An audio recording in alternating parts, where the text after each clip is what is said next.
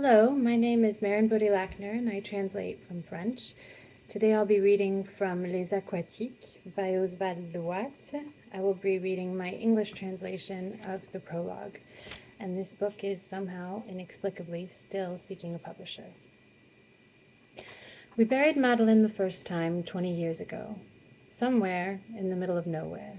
The funeral was rushed and messy, rather like her life had been. She had lived in splendor and died at the age of 39, as poor as Job.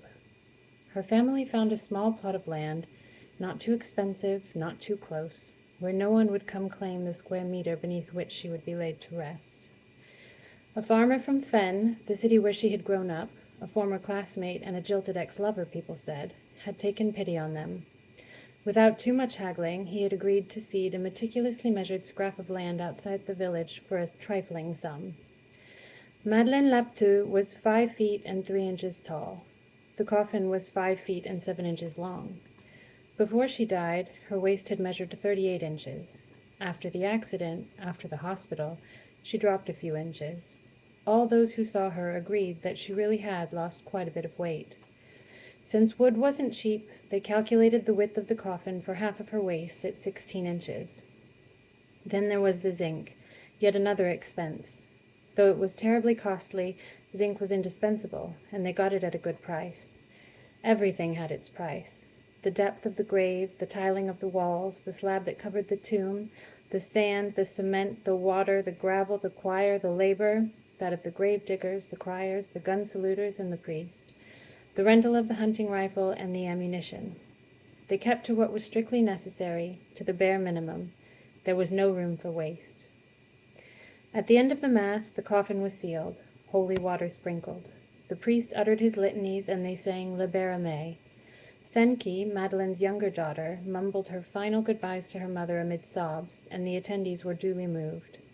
The older daughter, Katmé, kept quiet. No tears, no nothing. They shook her shoulder. A voice whispered, "Say goodbye to your mother, sweetheart. Say a few words. She can hear you, you know."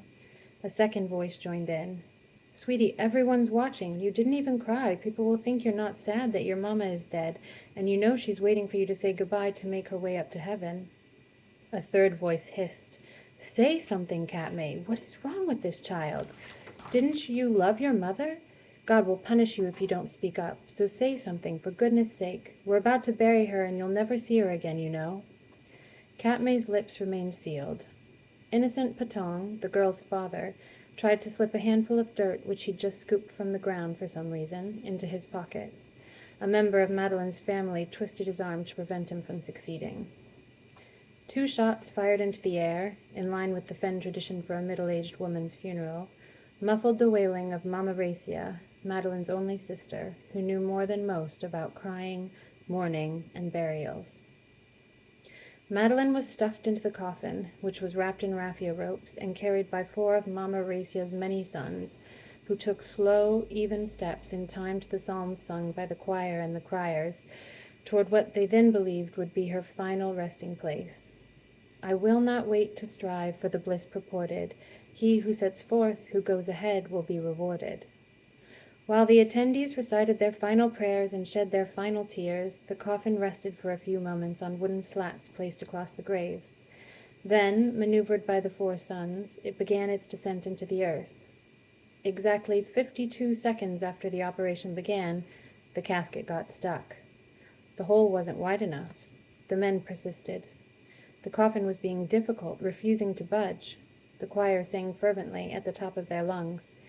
"Near the throne the crown awaits the victor. No truce, rise up, said the Lord. Let us be content to obey. Don't hesitate, don't stray. He who loses his way loses his place at the banquet in heaven."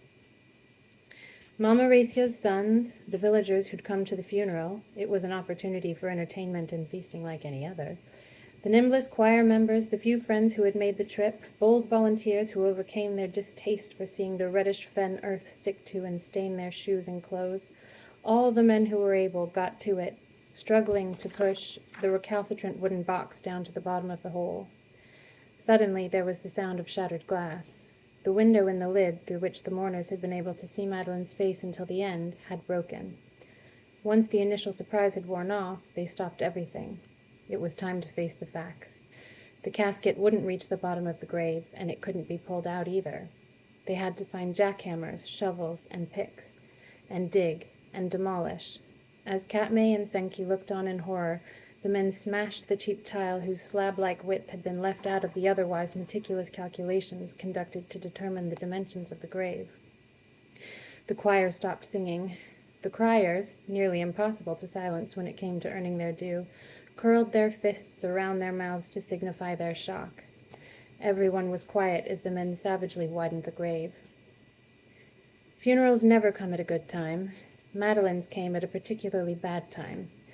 For several weeks, students and a few politicians had been demanding that the father of the nation and president of the republic end the single-party system, open up the political space, enact democracy and free elections, increase wages, put a stop to arbitrary arrests, and make university free for all.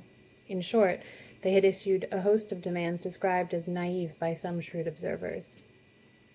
The old man, the father of the nation, had turned a deaf ear, provoking economic paralysis throughout the country. Had the family had the money, it still would have been impossible, in those troubled times and on such short notice, to find a hardware store open in Fen so they could retile and cement the grave.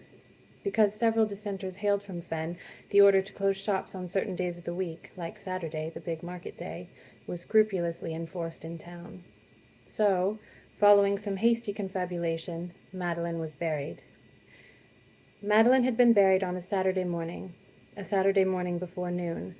That Saturday morning, before noon, as her mother was buried, Katmé decided to bury her mother's memory. She was 13 years old.